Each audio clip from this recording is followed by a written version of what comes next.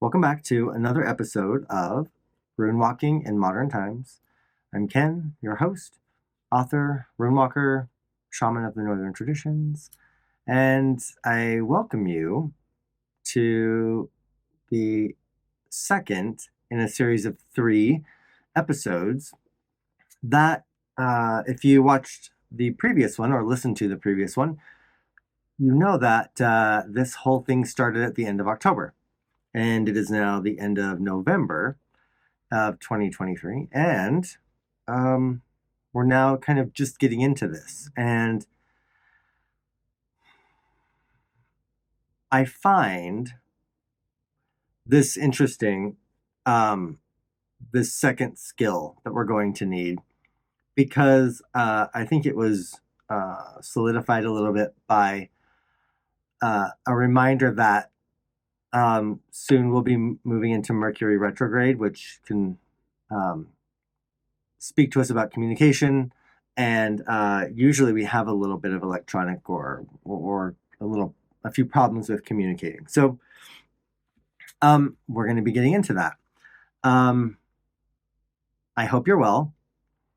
I hope that this season moving into winter, the end of fall, for us in the Northern Hemisphere, is bringing you some opportunity for quiet reflection and for maybe just reflection in general, some sitting in the dark. So, last episode, we talked about the fact that this reading or these threads came about from me asking, what do we need to know about next year? And pulling the Loki card in the Giants Tarot and looking into the idea that because of that card being pulled, the idea behind the card is that there will be new things coming up that we're going to need our mental prowess for, and that we're going to need to maybe develop new skills. So I then asked, what new skills do we need? And I pulled the first one, if you remember, is Gar. The second one today is Year. Year is the rune of the archer. It's a rune of mastery. It's a rune of focus, determination. It's definitely shows up as a rune of education and school or training, leveling up. When I say the archer, I mean this. The archer, because this rune is also connected to Scotty, the archer and that huntress, giantess, they don't only know how to shoot a bow. They know how to harvest the wood, how to create the wood for the bow, how to harvest the sinew to be able to have string. They know how to, and which woods and parts to use for those. Same for the arrows. And they don't only know how to put that together and shoot it, they know how to kill in one shot. They know how to shoot when it's windy. They know how, or not shoot. They know how to aim for short distance, for long distance. They know how to stalk. They know how to hunt. And this is all mastery of the concept of hunting in the North, and also the idea that we're killing so that something else may survive. So there's so much wrapped up into this, not just being able to shoot a bow and arrow. So mastery. What do we need to master? So if I pull other runes, which I did, to ask for clarification or to drill down a bit into this, I pulled Ansus, and Algis. So Ansus is a rune of air. It's a rune of messages. It's a rune of movement and clearing. It's also a rune connected to Odin. Algis is a defense rune. It can be a rune that is a rune of your prison. Your protection has become your prison. One of the ways that it's been passed down to me through my my mentors and from their mentors before them is that Algis represents a challenge. So it's a challenge that you can't take a pass on. You can't say hard pass. You just have to, you're going to have to do it. So if I'm looking at mastery and what we have to master, communication and challenge. I think that was, I always want, I feel like I should say more, but I feel like that's quite appropriate. So I would like more information about that. So I consulted Bifrost. It's a guide to the Yggdrasil, which is by, it's this divination system, fantastic divination system. I use this a lot for story and for research, but also to pull cards. So the card that I pulled from this is Embla. So the first human woman. So Ask and Embla, or Ash and Elm, are the first humans in the tradition. Breath was breathed into them by Odin, and Vili and Ve gave them other things. So the presence of Embla in this also drills that down even more, I think, to mastering how we communicate with those. See, that's even wrong. I wanted to even give it a more narrow focus into our partnerships, romantic and like marital. However, I sense that that's pigeonholing it a bit. So it's too much of a narrow focus. And let's go ahead and broaden that to everyone within the walls of your enclosure. So we're talking about the people closest to you in your community who you share space, you share responsibility. How do you communicate with those folks? That has to do with your intention. That has to do with our words. That has to do with our tone. That has to do with speaking our and being our own true selves, not coming at our interactions with others in terms of manipulation, or what do they want me to say? How do I feel like I should respond in this instance?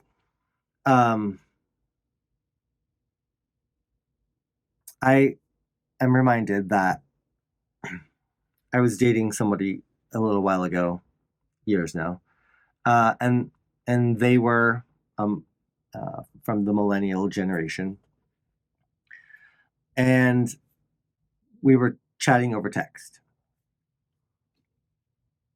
I simply said, "Hey, you know what? I would love to have this conversation in person because I feel like this is a bigger conversation, and I would like it to be in person." Well, the response I got was, "I'm a millennial. All of my big discussions have been via text or technology." And I'm not saying there's anything wrong with that. What I am saying is we miss a lot of the communication that happens through tone, through eye contact, through body language. We miss all of those cues of communication. Um, we miss even like the energy put out by that person. Um, and it seems like in our fast paced world, it has become about how can I convey my message, my intention, the thing I need to tell you in the quickest, most efficient way possible. And because I have to move on to other things. And yes, I believe that's an okay thing to try and do it efficiently and smoothly. And there's more than that. That can't be the blanket way of communicating. So when you're shooting from 50 yards or when you're shooting from 10, um, how you approach those things are very different. How you approach stalking from those distances and shooting is very different. I'm slightly reminded, um, the image or the thought that came to my mind anyway was a little diagram called the circle of influence. And it starts out with what you can influence, or what you can control. And then the next rings out are things that you don't have control over, but that you can influence, right? So I'm slightly reminded of that in terms of how do we gauge how to communicate? How do we gauge what type of communication needs to happen? How do we gauge, um, is there emotion attached? Does there need to be emotion communicated? Is there, um, is it a simple yes, no? Is there response required? Do I need to see how the person is going to react, versus just communicating my opinion without needing, or without it being a conversation? So communication is going to be challenging. In fact, yesterday I was on a Zoom meeting, and we were talking about gender, um, and um, all of the very big conversations we've been having in our culture about pronouns, and how it is such a big conversation that it's going to be one of those catalysts that will bring about such change that how do we do that? patience from everybody involved in that adjustment, and that communication is going to be necessary. So that's possibly, it is currently one of our challenges in communicating, and not being dismissive of somebody who is communicating differently, or is communicating to you their needs or desires. So, as you can see, with my little wandering here, we've hit several topics, but they all have to do with communication and how we're being asked from these readings to master our communication. We're being asked to re-engage with breath, re-engage with our own message. We're being asked to look at how, that's not even right. I want to say this. This is what it feels like.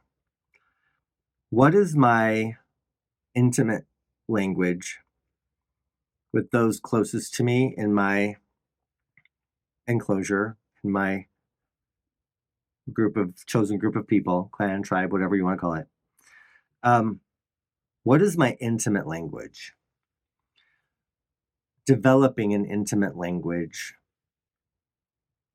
Then beyond that, what is my language for interacting with those, maybe those in an adjacent community? Then what is my language for interacting with things that are way beyond that? And sometimes it feels a bit like what we've done is we've just started now. Okay, let me back that up. If you have cultures that have come together and they don't share a common language, they create common language to communicate. And it's about basics. It's about trading. It's about simple communication at first. There's not a lot of nuance or culture involved. So it feels a bit like, because we now have such a global community, and English is a very common language, so is Chinese, so is Spanish. Like, there are all these gigantic common languages, but we've come together, and it feels a bit like we all now speak this outer language. And we've lost the nuance and the emotion and the shared experience that, or we don't acknowledge it in our speech.